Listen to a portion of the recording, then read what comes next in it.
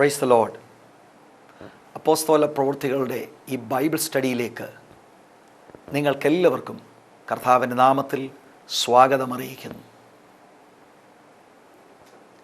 അപ്പോസ്തല പ്രവൃത്തികളുടെ ഈ പുസ്തകത്തെ അതിൻ്റെ 1-ാം അധ്യായത്തിൻ്റെ 8-ാം വാക്യത്തിൻ്റെ അടിസ്ഥാനത്തിൽ 4 നമ്മൾ വിഭജിക്കുകയുണ്ടായി. അതിൽ കഴിഞ്ഞ എപ്പിസോഡുകളിൽ 1-ാമത്തെ വിഭജനത്തിൽ നാം നിൽക്കുകയായിരുന്നു. 1-ാമത്തെ വിഭജനം 1-ാം അധ്യായം 1-ാം വാക്യം മുതൽ 2-ാം അധ്യായത്തിൻ്റെ 4-ാം വാക്യം വരെ.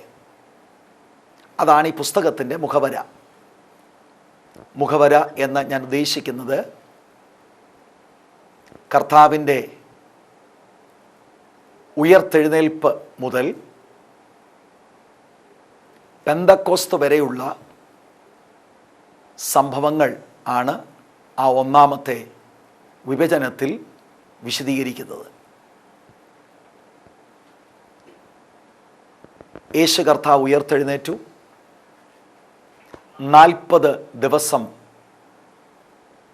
കർത്താവ് ശിഷ്യന്മാരോടൊപ്പം സ്വർഗാരോഹണത്തിന് മുമ്പ് ഈ ഭൂമിയിൽ സമയം പിന്നെയും ചെലവഴിച്ചു. ദൈവരാജ്യം സംബന്ധമായ കാര്യങ്ങൾ അവരുമായി സംസാരിച്ചു. അവർ നോക്കി നിൽക്കെ കർത്താവ് സ്വർഗാരോഹണം ചെയ്തു. ഈ സ്വർഗാരോഹണം ചെയ്ത യേശു ഇതുപോലെ തന്നെ മടങ്ങി വരും എന്ന് ദൂതന്മാർ ഉറ്റുനോക്കി നിന്ന ഗലീല പുരുഷന്മാരായ ശിഷ്യന്മാരോട് പറയുന്നു. അതിനുശേഷം അവർ മാളികമുറിയിൽ കടന്നുപോയി. കർത്താവ് അവരോട് കൽപ്പിച്ചതുപോലെ വാഗ്ദത്തമാം പരിശുദ്ധാത്മാവിനായി അവർ കാത്തിരിക്കുന്നു.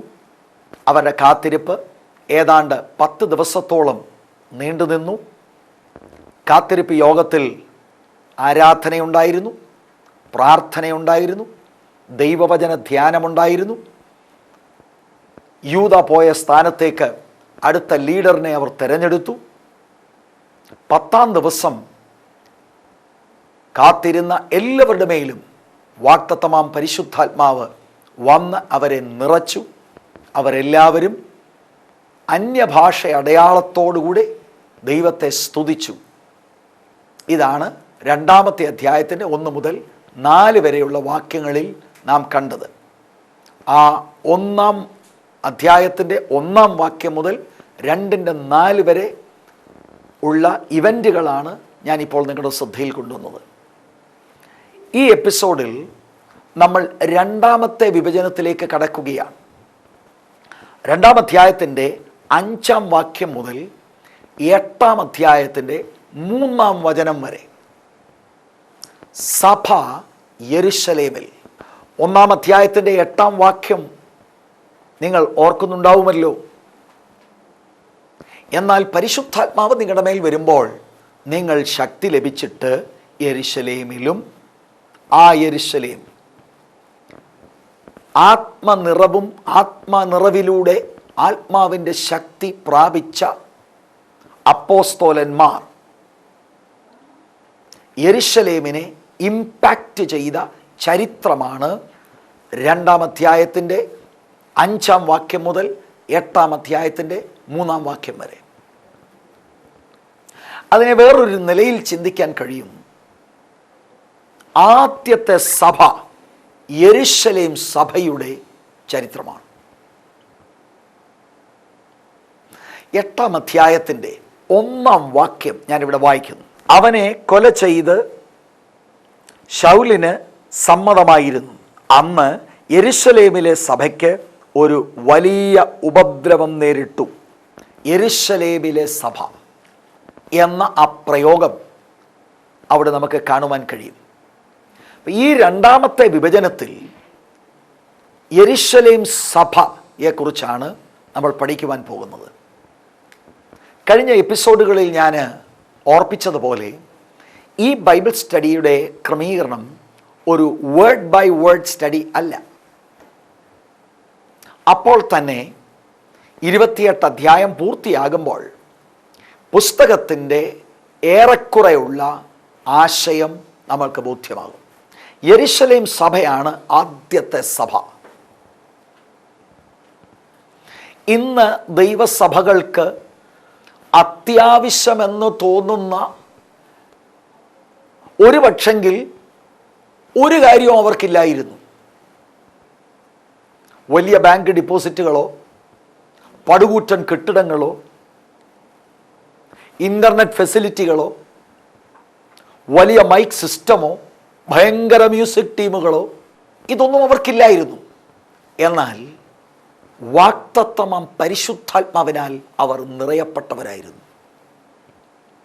സാധാരണ ആളുകളുടെ മേൽ പരിശുദ്ധാത്മാവ് വന്നപ്പോൾ അവരാൾ മാറി. അന്ന് അറിയപ്പെട്ട ആ യെരുശലേം പട്ടണത്തെ അതിശക്തമായി കർത്താവിന് വേണ്ടി അവർ ഇമ്പാക്റ്റ് ചെയ്തു. യെരുശലേം സഭയുടെ ചില ക്വാളിറ്റികളാണ് നാം ചിന്തിക്കുവാൻ പോകുന്നത്. ആ ക്വാളിറ്റികളെല്ലാം ചിന്തിച്ചു കഴിയുമ്പോൾ ഒരു കാര്യം നമുക്ക് വ്യക്തമാകും. യേശു കർത്താവ് തൻ്റെ പരസ്യ ശുശ്രൂഷ കാലഘട്ടത്തിൽ പരിശുദ്ധാത്മാവിനാൽ ചെയ്തതുപോലെയും പ്രസംഗിച്ചതുപോലെയും ഈ യെരുശലേം സഭ ഡിക്റ്റോ അതുപോലെ ആവർത്തിച്ചിരുന്നു. ഈ പുസ്തകം നമ്മൾ പഠിക്കുമ്പോൾ കേവലം ഇൻഫർമേഷൻസ് മാത്രമല്ല, ഈ പുസ്തകത്തിലൂടെ ദൈവത്തിന് ഈ കാലഘട്ടത്തോട് പറയാനുള്ളത് പണത്തിലോ പിടിപാടുകളിലോ മറ്റ് കാര്യങ്ങൾ, വലിയ കാര്യങ്ങളിലൊക്കെ ഭൗതികമായി ആശ്രയിക്കുന്നതിനേക്കാൾ ലോക സുവിശേഷീകരണത്തിന് കർത്താവ് വെച്ചിരിക്കുന്ന സ്ട്രാറ്റജി അപ്പോസ്തോലന്മാർ സ്വീകരിച്ചതുപോലെ ഇക്കാലഘട്ടത്തിൽ ദൈവസഭ അതിനോട് കോപ്പറേറ്റ് ചെയ്താൽ ഇന്നത്തെ സഭകളുടെ ഛായ തന്നെ മാറും. അനേക പ്രാദേശിക സഭകൾ വരൾച്ചയിലാകാൻ കാരണം ഹോളി സ്പിരിറ്റിൻ്റെ മൂവ്മെൻറ്റ് അവരിൽ നടക്കാത്തത് കൊണ്ടാണ്. ഈ ആത്മീക ദാരിദ്ര്യത്തെ തുറന്ന് കർത്താവിനോടൊന്ന് സമ്മതിക്കാൻ കഴിയുമെങ്കിൽ ദൈവം നമ്മെ ഉദ്ധരിക്കുവാനും ആത്മാവിനാൽ നമ്മെ നിറയ്ക്കുവാനും അപ്പോസ്തോലന്മാരെ അതിശക്തമായ അവിടുത്തെ കരങ്ങളിൽ ഉപയോഗിച്ചതുപോലെ നമ്മെ ഉപയോഗിക്കുവാനും ദൈവത്തിന് മനസ്സുണ്ട്. യെരുശലേം സഭയുടെ ഒന്നാമത്തെ ക്വാളിറ്റി ഞാൻ നിങ്ങളുടെ ശ്രദ്ധയിൽ കൊണ്ടുവരുന്നു. It was A praying and pricing church. പ്രാർത്ഥിക്കുകയും ആരാധിക്കുകയും ചെയ്യുന്ന സഭയായിരുന്നു യെരുശലേം സഭ. പരിശുദ്ധാത്മാ സ്നാനം ലഭ്യമാകുന്നതിന് മുൻപ് തന്നെ 1-ാം അധ്യായം അതിൻ്റെ 14-ാം വാക്യത്തിലേക്ക് നമ്മൾ കടന്നു വരുമ്പോൾ ഇങ്ങനെയാണ് വേദപുസ്തകം പറയുന്നത്.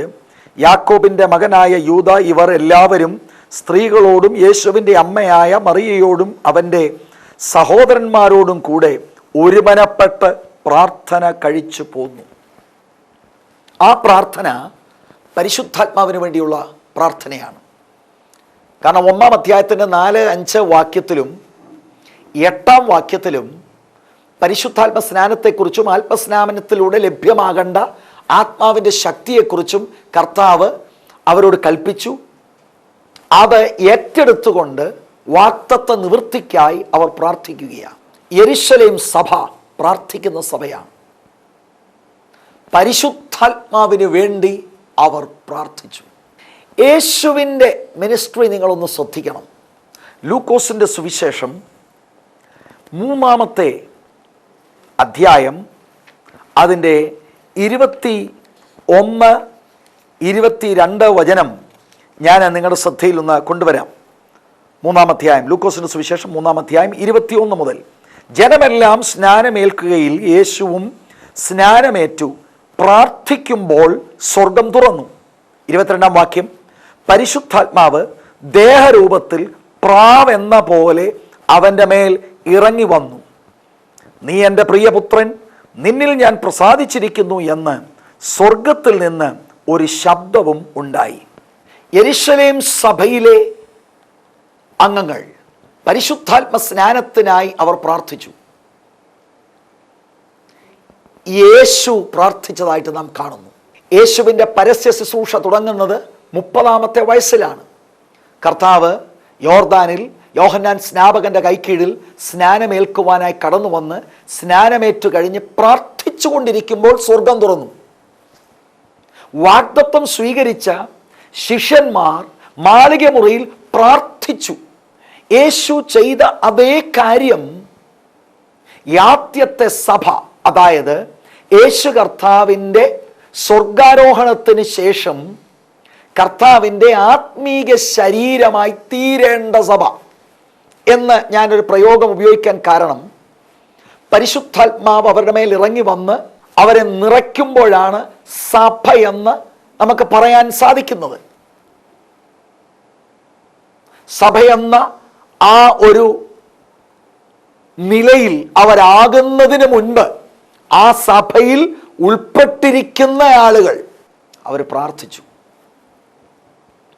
കഴിഞ്ഞ എപ്പിസോഡിൽ ഞാൻ ഓർപ്പിച്ചതുപോലെ ഒരുമനപ്പെട്ടായിരുന്ന പ്രാർത്ഥന, വളരെ ഫോക്കസ്ഡ് ആയിരുന്ന പ്രാർത്ഥന, മടുത്തു പോകാതെ അവർ പ്രാർത്ഥിച്ചു. ഇത് ഈ കാലഘട്ടത്തിലെ ദൈവസഭകൾക്ക് തരുന്ന ഒരു വലിയ ദൂതുണ്ട്. യേശു കർത്താവ് പ്രാർത്ഥിച്ചു, പരിശുദ്ധാത്മാവ് തന്നെ എംപവർ ചെയ്യാൻ തൻ്റെ മേൽ വന്നു. 120 പേർ വാഗ്ദത്തമാം പരിശുദ്ധാത്മാവിന് വേണ്ടി പ്രാർത്ഥിച്ചു. അവരെ എംപവർ ചെയ്യാൻ ആത്മാവ് അവരുടെ മേൽ വന്നു. ഇതുപോലെ ഇന്നത്തെ സഭ പ്രാർത്ഥിച്ചാൽ പരിശുദ്ധാത്മാവിനാൽ എല്ലാവരെയും നിറയ്ക്കുവാൻ യേശു കർത്താവ് വിശ്വസ്തനാണ്. പ്രയറാണ് സഭയുടെ ബാക്ക് ബോൺ. യെരുശലേം സഭയിൽ ആത്മപ്രവൃത്തി ഉണ്ടാകാൻ കാരണം അവർ പ്രാർത്ഥിച്ചത് കൊണ്ടാണ്. സഭയിൽ ഇന്ന് നമുക്ക് ധാരാളം പ്രോഗ്രാമുകളുണ്ട്, പക്ഷെ പ്രാർത്ഥന എവിടെ? ഉപവാസ പ്രാർത്ഥനകളുണ്ട്, അവിടെയും പ്രാർത്ഥന നമ്മുടെ അത് കുറഞ്ഞുപോയി. അതുപോലും ഇന്ന് ഒരു ചടങ്ങെന്ന നിലയിൽ വലിയ വലിയ കാര്യങ്ങൾ ആളുകളെ അറിയിച്ചുകൊണ്ട് 21-40 ദിവസത്തിൽ 21-ന് 40 പേരെയും 40 ദിവസത്തെ ഉപവാസ പ്രാർത്ഥനയ്ക്ക് 80 പേരെയും വിളിച്ച് ധാരാളം പണം മുടക്കി വൻ കാര്യങ്ങൾ അഡ്വർടൈസ് ചെയ്ത് എന്തെല്ലാം കാര്യങ്ങളാണ് നാം ചെയ്യുന്നത്. കൃത്രിമമായിട്ട് പോലും ഉണർവുണ്ടാക്കാൻ ശ്രമിക്കുന്ന ധാരാളം ആളുകളെ കണ്ടിട്ടില്ലേ? ഇങ്ങനെയൊന്നും മാളികമുറിയിലിരുന്നവർ പണം മുടക്കിയില്ലല്ലോ, അവരൊന്നും അഡ്വർടൈസ് ചെയ്തില്ലല്ലോ. മാളികമുറിയിൽ കയറിയിരുന്ന് ആത്മാർത്ഥമായി കർത്താവ് അവരോട് അരുളി ചെയ്ത വാഗ്ദത്തത്തിനു വേണ്ടി പ്രാർത്ഥിച്ചപ്പോൾ വാക്ക് പറഞ്ഞവൻ വിശ്വസ്തനായിരുന്നു. 10-ാം ദിവസം അവർക്ക് ആ അനുഭവത്തെ സ്വന്തമാക്കുവാൻ കഴിഞ്ഞു. ദൈവസഭകൾ മടങ്ങി വചനത്തിലേക്ക് വരട്ടെ. ഇന്ത്യയെ രക്ഷിക്കുവാൻ, ലോകത്തെ രക്ഷിക്കുവാൻ ടെക്നിക്കുകൾ കൊണ്ട് കഴിയത്തില്ല, ഗിമിക്സ് കൊണ്ടും കഴിയത്തില്ല, ടെക്നോളജി കൊണ്ടും കഴിയത്തില്ല. പരിശുദ്ധാത്മാവിൻ്റെ നിറവോടെ സഹോദരീ സഹോദരന്മാർ ശുശ്രൂഷിക്കുമ്പോൾ ദേശങ്ങൾ, പട്ടണങ്ങൾ വിടുവിക്കപ്പെടും. യെരുശലേം സഭ പ്രാർത്ഥിക്കുന്ന സഭയായിരുന്നു. ആ 1-ാം അധ്യായത്തിൽ അവർ പ്രാർത്ഥിച്ച മറ്റൊരു രംഗം കൂടെ സൂചിപ്പിച്ചിട്ട് ഞാൻ മുന്നോട്ട് പോകാം. 1-ാം അധ്യായത്തിൻ്റെ 23 മുതൽ 26 വരെയുള്ള വാക്യങ്ങളിൽ ഒരു മേജർ ഡിസിഷൻ എടുക്കുന്നതിന് മുമ്പ് യെരുശലേം സഭ പ്രാർത്ഥിച്ചു. കഴിഞ്ഞ എപ്പിസോഡിൽ ഞാൻ ഓർപ്പിച്ചതുപോലെ യൂദ പോയ സ്ഥാനത്തേക്ക്, ലീഡർഷിപ്പിലേക്ക് ഒരാളെ തെരഞ്ഞെടുക്കണം. ദൈവവചനത്തിലൂടെ അവർക്ക് കിട്ടിയ വെളിപ്പാടാണ്. അവർ പ്രാർത്ഥിച്ചിട്ടാണ് ചീട്ടിടുന്നത്. ഒരു മേജർ ഡിസിഷൻ അവർക്ക് എടുക്കണം. മേജർ ഡിസിഷൻ എടുക്കുമ്പോൾ പ്രാർത്ഥിച്ച് സകല ഹൃദയങ്ങളെയും അറിയുന്ന ദൈവത്തിൻ്റെ കരങ്ങളിലേക്ക് വിഷയമേൽപ്പിച്ചു. ഞാനിനി യേശു കർത്താവിൻ്റെ പരസ്യ ശുശ്രൂഷ കാലത്തെ ഒരു രംഗം നിങ്ങളുടെ ശ്രദ്ധയിൽ കൊണ്ടുവരാം. ലൂക്കോസിൻ്റെ സുവിശേഷം അതിൻ്റെ 6-ാം അധ്യായം ദൈവമക്കൾ എടുത്താൽ നല്ലതാണ്. അതിന് 12ഉം 13ഉം വചനം നിങ്ങൾ ശ്രദ്ധിക്കുക. ആ കാലത്ത് അവൻ പ്രാർത്ഥിക്കേണ്ടതിന് ഒരു മലയിൽ ചെന്ന് ദൈവത്തോടുള്ള പ്രാർത്ഥനയിൽ രാത്രി കഴിച്ചു. നേരം വെളുത്തപ്പോൾ അവൻ ശിഷ്യന്മാരെ അടുക്കൽ വിളിച്ച് അവരിൽ 12 പേരെ തിരഞ്ഞെടുത്തു. നോക്കൂ, മേജറായിട്ടൊരു ഡിസിഷനാണ്. 12 ശിഷ്യന്മാരെ തിരഞ്ഞെടുക്കണം. തിരഞ്ഞെടുക്കുന്നതിന് മുമ്പ് ഒരു രാത്രി മുഴുവനും നമ്മുടെ വാഴ്ത്തപ്പെട്ട കർത്താവ് പിതാവാം ദൈവത്തിൻ്റെ സന്നിധിയിൽ സമയം ചെലവഴിച്ചു. അങ്ങനെയാണ് 12 പേരെ തിരഞ്ഞെടുക്കുന്നത്. ഇതുപോലെ യെരുശലേം സഭയിലെ ദൈവമക്കൾ അവർ പ്രാർത്ഥിച്ചിട്ടാണ് അവർ തിരഞ്ഞെടുക്കുന്നത്. എന്തുകൊണ്ടാണ് പല തെരഞ്ഞെടുപ്പുകളും പാളാൻ കാര്യം? ഇന്ന് നമ്മുടെ സഭകളിലൊക്കെ പ്രാർത്ഥിച്ചിട്ടല്ലല്ലോ തിരഞ്ഞെടുക്കുന്നത്. നമ്മുടെ സൈഡ് പറയുന്ന ആളുകളെയല്ലേ വളരെ തന്ത്രപരമായി തിരഞ്ഞെടുക്കുന്നത്. യെരുശലേം സഭയൊരു മോഡൽ സഭയാണ്. യേശുക്രിസ്തുവിൻ്റെ ശുശ്രൂഷ പോലെ തന്നെ അവർ ആവർത്തിക്കുന്നതായി നമുക്ക് കാണുവാൻ കഴിയും. പ്രാദേശിക സഭകൾ, ഇന്നുള്ള സഭകൾ ഈ മോഡൽ സഭയെ കണ്ടുകൊണ്ട് അവരുടെ സഭാജീവിതം തിരുത്തിയിരുന്നെങ്കിൽ നന്നായിരുന്നു. ദൈവമക്കൾക്കറിയാമല്ലോ, ഇലക്ഷൻസും മറ്റു പല കാര്യങ്ങളുമൊക്കെയായി സെക്കുലർ രാഷ്ട്രീയം പോലും നാണം കെടുന്ന നിലവാരത്തിലേക്ക് ഇന്ന് ദൈവസഭകളുടെ ഇലക്ഷൻസ് അധപ്പതിച്ചു പോയി.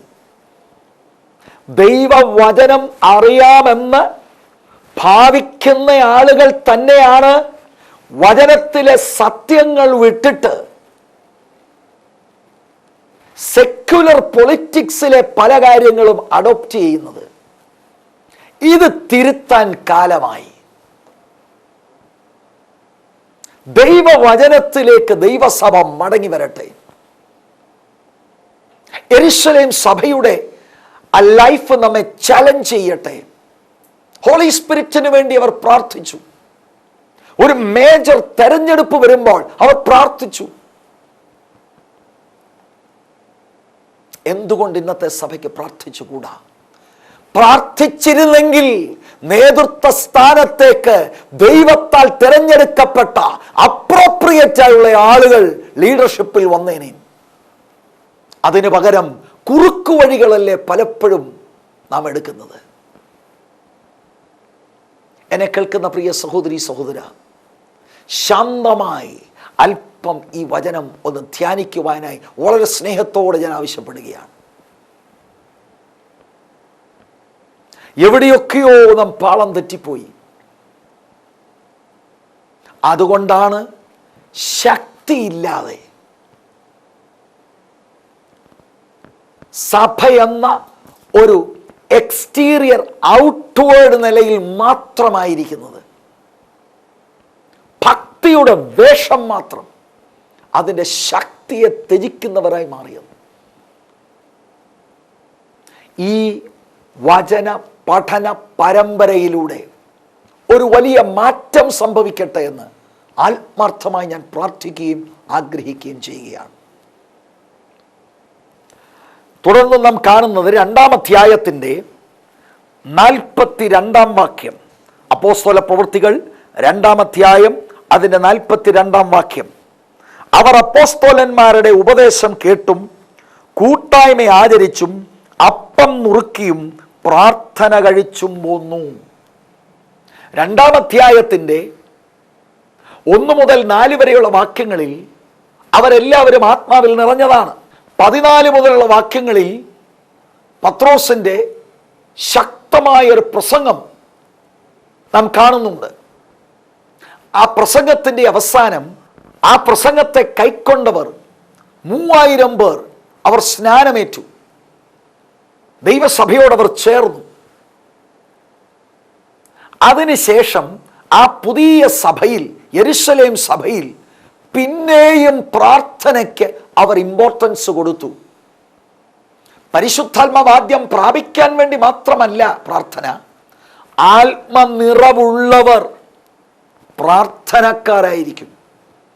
They devoted themselves to prayer എന്നാണ് തിരുവെഴുത്ത് പറയുന്നത്. യെരുശലേം സഭയുടെ അവർക്ക് ഒഴിച്ചുകൂടാൻ കഴിയാത്ത വളരെ പ്രധാനപ്പെട്ട ചർച്ച് ലൈഫിലെ ഒരു സ്പിരിച്വൽ ആത്മീയ എക്സർസൈസ് ആയിരുന്നു പ്രാർത്ഥന. 3-ാം അധ്യായത്തിൻ്റെ 1-ാം വാക്യത്തിലേക്ക് നാം വരുമ്പോൾ, 3-ാം അധ്യായത്തിൽ ദൈവമക്കൾക്കറിയാമല്ലോ, 40 വയസ്സുള്ള ഒരു മുടന്തനെ അത്ഭുതകരമായി പത്രോസും യോഹന്നാനും ശുശ്രൂഷിച്ച് യേശുക്രിസ്തുവിൻ്റെ നാമത്തിൽ ആ മുടന്തൻ ചാടി എഴുന്നേൽക്കുന്ന രംഗമാണ്.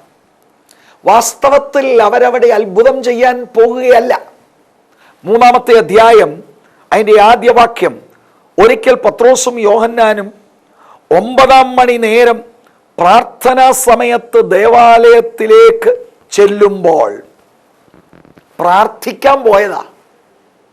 പ്രാർത്ഥിക്കാൻ പോയ അപ്പോസ്തലന്മാർക്ക് ആത്മാവിൻ്റെ നിയോഗമുണ്ടായി, അവരിലൂടെ ദൈവപ്രവൃത്തി ഉണ്ടാകുകയാണ്.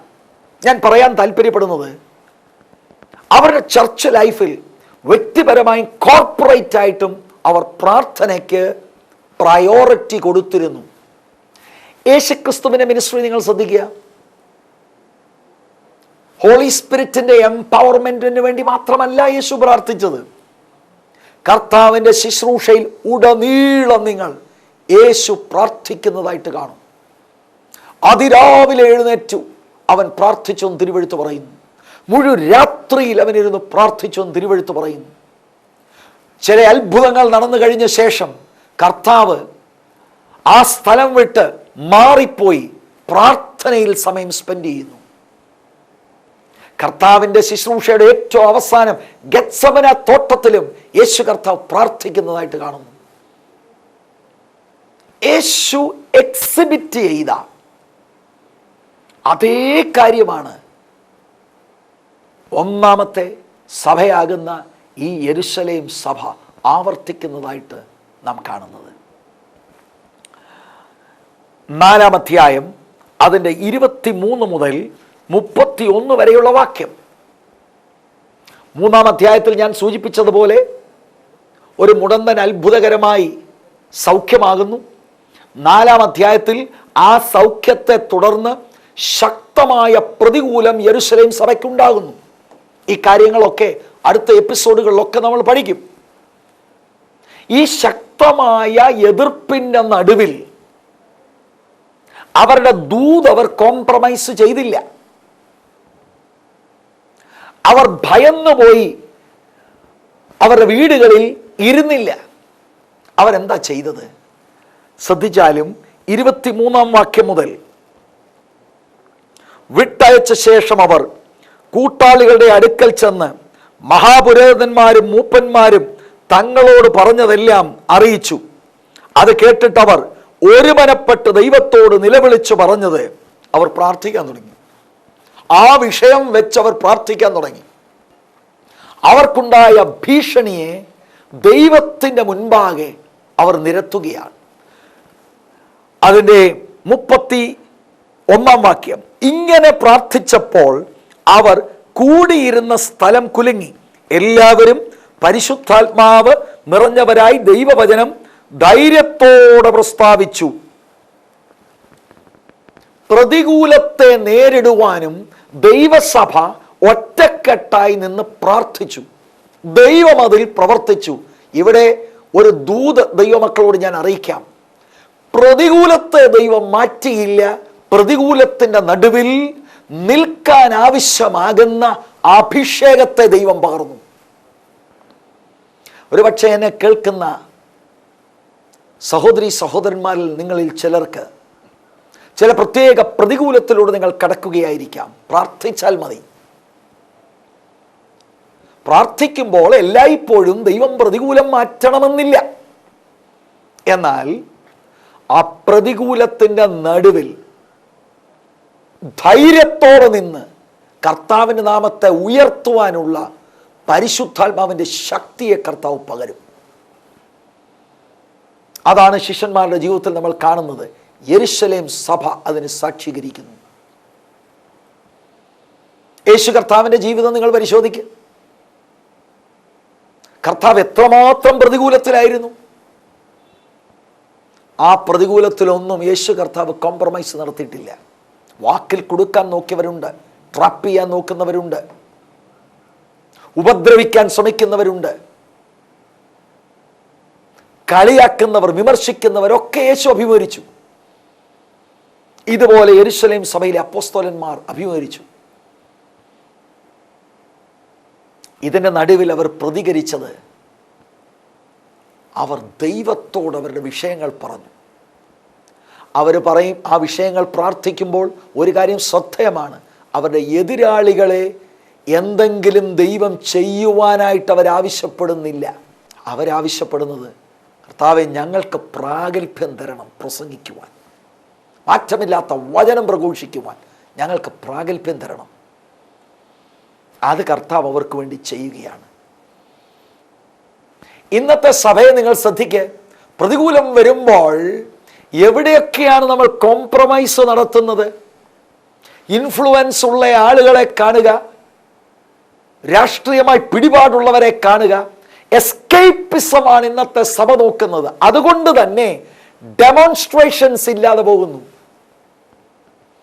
സഭ ദൈവത്തിൽ ആശ്രയിച്ച് ഒറ്റക്കെട്ടായി വന്ന് പ്രാർത്ഥിച്ചിരുന്നെങ്കിൽ ഭീഷണികളുടെ നടുവിൽ ദൈവത്തിൻ്റെ പ്രവൃത്തിയെ ദൈവമയച്ചേനെ. ദൈവസഭയ്ക്കൊരു മടങ്ങിവരവ് ആവശ്യമാണ്.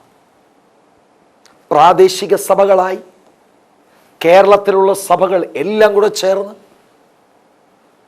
ഐക്യതയോടെ പ്രാർത്ഥിച്ചാൽ ദൈവത്തിന് ദേശത്ത് വലിയ ദൈവപ്രവൃത്തിയെ കൊണ്ടുവരാൻ കഴിയും. ബൈബിൾ പറയുന്ന ഒരു തുറന്ന സത്യമാണത്. 7-ാം അധ്യായം 59-60 വാക്യം. 7-ാം അധ്യായത്തിൻ്റെ മുഖ്യ വിഷയം സ്തേഫാനോസിൻ്റെ ഒരു പ്രഭാഷണമാണ്. സ്തേഫാനോസ് ആണ് സഭയുടെ ആദ്യത്തെ രക്തസാക്ഷി. ഈ കർത്തൃദാസൻ ദൈവത്തിൻ്റെ വചനം പ്രഘോഷിച്ച് അതിൻ്റെ അവസാനത്തിൽ തനിക്കുണ്ടായ ഒരനുഭവം അതിൻ്റെ 54 മുതൽ ഉള്ള വാക്യങ്ങളിൽ എഴുതിയിട്ടുണ്ട്. തന്നെ അവർ ഉപദ്രവിക്കുവാൻ തയ്യാറാകുമ്പോൾ അദ്ദേഹം പ്രാർത്ഥിക്കുകയാണ്. 59-ാം വാക്യത്തിൽ, കർത്താവായ യേശുവേ, എൻ്റെ ആത്മാവിനെ കൈക്കൊള്ളണമേ എന്ന് സ്തേഫാനോസ് വിളിച്ചപേക്ഷിക്കുകയിൽ അവർ അവനെ കല്ലെറിഞ്ഞു. അവനോ മുട്ടുകുത്തി, കർത്താവേ, അവർക്ക് ഈ പാപം നിർത്തരുതേ എന്ന് ഉച്ചത്തിൽ നിലവിളിച്ചു. ഇത് പറഞ്ഞിട്ട് അവൻ നിദ്ര പ്രാപിച്ചു. ആളുകൾ പ്രസംഗിയെ കല്ലെടുത്തെറിഞ്ഞ് കൊല്ലുന്ന സമയത്ത് സഭയുടെ 1-ാമത്തെ രക്തസാക്ഷി പ്രാർത്ഥിക്കുകയാണ്, ഈ പാപം അവർക്ക് നിലനിർത്തരുതേ. യേശുവിനെ നിങ്ങൾ ശ്രദ്ധിക്കുക. ക്രൂശിന്മേൽ കിടക്കുന്ന യേശുവിനും പറയാനുള്ളത്, പിതാവേ, അവരോട് ക്ഷമിക്കണമേ. ഇവിടെ ദൈവമക്കളുടെ ശ്രദ്ധയിൽ ഒരു കാര്യം കൊണ്ടുവരാൻ താല്പര്യപ്പെടുകയാണ്. പരിശുദ്ധാത്മാവിൻ്റെ ശക്തിയുടെ വ്യാപാരമുണ്ടായതുകൊണ്ടാണ് അവർക്ക് ഈ പ്രതികൂലങ്ങളിലും പ്രാർത്ഥിപ്പാൻ അവർക്ക് സാധിച്ചത്. ജഡപ്രകാരം പ്രതികരിക്കാതെ സഹിക്കുവാനും പിടിച്ചു നിൽക്കുവാനും അകത്തെ മനുഷ്യര് പവർ കൊടുത്തത് ഹോളി സ്പിരിറ്റ് ആണ്. ഞാൻ 1-ാമത്തെ എപ്പിസോഡ് തൊട്ട് പറയുന്നൊരു കാര്യം ഞാൻ ഒരിക്കൽ കൂടി നിങ്ങളുടെ ശ്രദ്ധയിൽ കൊണ്ടുവരാം. അനേക ആളുകൾ ഇന്ന് ചിന്തിക്കുന്നത് പരിശുദ്ധാത്മ സ്നാനവും ആത്മപ്രവൃത്തിയും കേവലം മാനിഫെസ്റ്റേഷൻസ് ആണെന്നാണ്. സഭയുടെ ഗോൾ മാനിഫെസ്റ്റേഷൻ അല്ല. ആത്മാവ് വരുമ്പോൾ മാനിഫെസ്റ്റേഷനുകൾ നടക്കും. അന്യഭാഷ അടയാളം പോലെ അന്യഭാഷ ആദ്യമായി ലഭിക്കുമ്പോൾ അന്യഭാഷയോട് ചേർന്ന് മറ്റു പല കാര്യങ്ങളൊക്കെ നടന്നു എന്ന് വരാം. പക്ഷെ അതൊന്നുമല്ല സഭയുടെ ഗോൾ. സഭയുടെ ഗോൾ സുവിശേഷീകരണമാണ്. സഭയുടെ ഗോൾ ആളുകളെ ശിഷ്യരാക്കുക എന്നുള്ളതാണ്. അനേക ആളുകൾ ഇന്ന് കൂടി മാനിഫെസ്റ്റേഷൻസിൽ തൃപ്തിപ്പെട്ട് അവർ പോകുന്ന കാഴ്ച ഞാൻ വേദനയോടെ കണ്ടിട്ടുണ്ട്. മാനിഫെസ്റ്റേഷൻസിൽ മാത്രം തൃപ്തിപ്പെട്ടാൽ സഭയുടെ ഗോൾ നാം പൂർത്തീകരിക്കുന്നില്ല. മാത്രമല്ല, പരിശുദ്ധാത്മാവ് വരുന്നത് കേവലം ചില മാനിഫെസ്റ്റേഷൻസ് തന്ന് നമ്മെ സന്തോഷിപ്പിക്കുവാനല്ല. അവിടുന്ന് വരുമ്പോൾ മാനിഫെസ്റ്റേഷൻസ് ഉണ്ട്. പക്ഷെ ആത്മാവ് വന്നത് എന്തിനാ? ആത്മാവ് വന്നത് താങ്കളുടെ അകത്തെ മനുഷ്യനിൽ പരിശുദ്ധാത്മാവിന്റെ പവർ വരാനാണ്. ആ പവർ ഉള്ളത് കൊണ്ടാണ് പ്രതികൂലത്തിലും തല കുനിക്കാതെ ദൈവവചനം പ്രഘോഷിച്ചുകൊണ്ട് അവർ നിൽക്കുന്നത്. ലക്ഷ്യത്തിൽ നിന്ന് അകറ്റത്തക്കവണ്ണമുള്ള കൊടുങ്കാറ്റുകൾ അവരുടെ ജീവിതത്തിന് നേരെ ആഞ്ഞടിച്ചിട്ടും അവരെ ഒതുക്കുവാൻ കഴിയാതെ പിന്നെയും അവർ മുന്നോട്ട് പോകാൻ കാരണം അവരിൽ പകർന്ന ദൈവാത്മാവിൻ്റെ ശക്തിയാണ്. ആത്മാവ് അതിനാണ് വരുന്നത്, നമ്മളിലൂടെ പ്രവർത്തിക്കുവാനായി, നമ്മുടെ അകത്തെ മനുഷ്യനെ ശക്തീകരിക്കുവാനായി. സ്തേഫാനോസ് പ്രാർത്ഥിച്ചു. അദ്ദേഹം മരിച്ചുപോയി. പക്ഷെ ആ ഭക്തൻ മുട്ടിന്മേലിരുന്ന് പ്രാർത്ഥിച്ചുകൊണ്ടാണ് താൻ അന്ത്യശ്വാസം വലിക്കുന്നത്. യെരുശലേം സഭ പ്രാർത്ഥിക്കുന്ന സഭയായിരുന്നു. യെരുശലേം സഭയിലെ ആരാധനയുടെ പ്രൈസിങ്, സ്തുതിപ്പിൻ്റെ ചില കാര്യങ്ങളുടെ ഞാൻ നിങ്ങളുടെ ശ്രദ്ധയിൽ കൊണ്ടുവരാം. ലൂക്കോസിൻ്റെ സുവിശേഷം 24:53 നമുക്ക് അത് കാണുവാൻ കഴിയും. അപ്പോസ്തല പ്രവൃത്തികൾ 2-ാം അധ്യായം 47-ാം വാക്യത്തിൽ അത് കാണാൻ കഴിയും. അപ്പോസ്തല പ്രവൃത്തികൾ 3:8-9 അവിടെ മുടന്തൻ എഴുന്നേറ്റ് താൻ അവിടെ ദൈവത്തെ സ്തുതിക്കുന്ന ഒരു കാഴ്ച നാം കാണുന്നു. അതിനോട് ചേർന്ന് 4-ാം അധ്യായത്തിൻ്റെ 21-ാം വാക്യത്തിൽ ആളുകൾ ആ മിറക്കിളിൽ ദൈവത്തെ സ്തുതിക്കുന്നതായിട്ട് നാം കാണുന്നു. ഈ എപ്പിസോഡ് അവസാനിക്കുന്ന സമയത്ത് യെരുശലേം സഭയുടെ പ്രാർത്ഥനയെക്കുറിച്ച് നമ്മൾ ചിന്തിച്ചു വരികയാണ്. They were a praying and praising church. 6-ാം അധ്യായത്തിൽ ഒരു സംഭവം കൂടെ ചൂണ്ടിക്കാണിച്ചിട്ട് ഞാൻ നിർത്തുവാൻ താല്പര്യപ്പെടുകയാണ്. 6-ാം അധ്യായത്തിൻ്റെ 4-ാം വാക്യം ഇങ്ങനെ പറയുന്നു: ഞങ്ങളോ പ്രാർത്ഥനയിലും വചന ശുശ്രൂഷയിലും ഉറ്റിരിക്കും എന്ന് പറഞ്ഞു. 6-ാം അധ്യായത്തിൻ്റെ വിഷയമെന്ന് പറയുന്നത് യെരുശലേം സഭയുടെ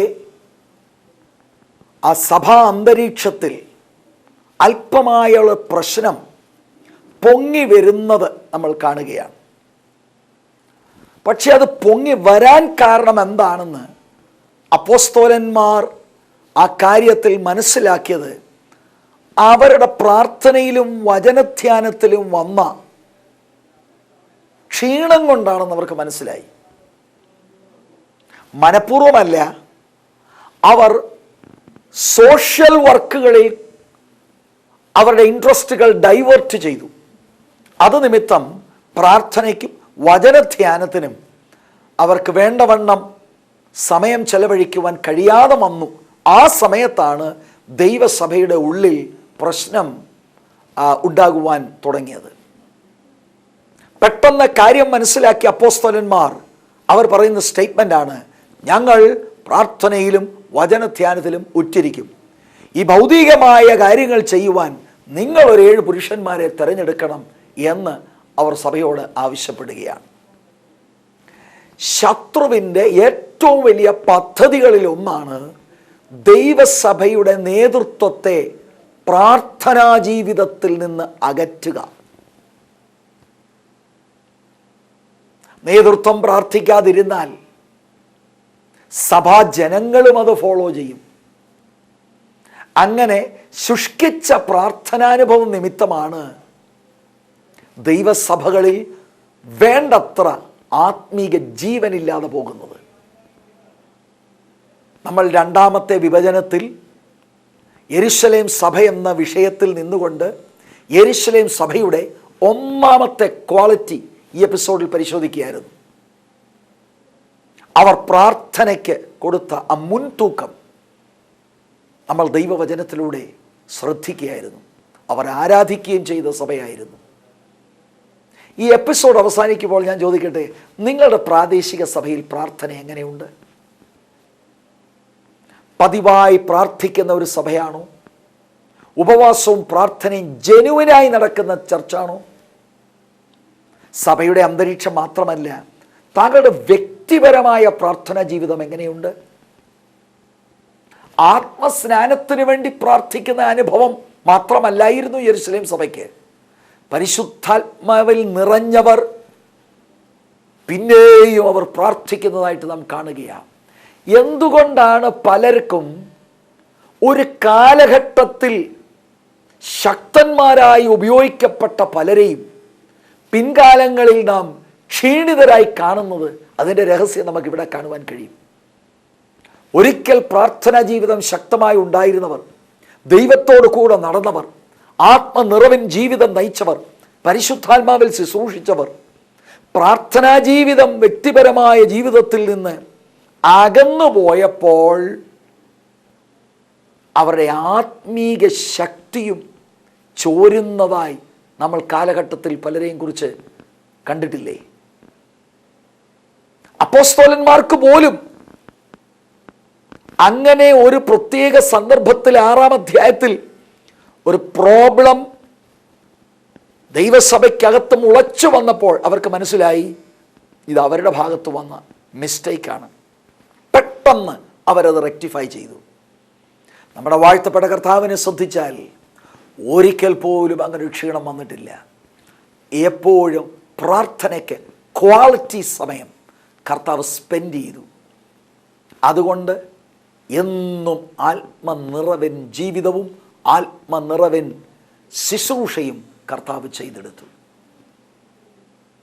പ്രിയ സഹോദരി സഹോദരന്മാരെ, ഈ കാലഘട്ടത്തിലെ സഭ, ദൈവമക്കൾ, ദൈവദാസന്മാർ പ്രാർത്ഥിക്കുന്നവരായി മാറട്ടെ.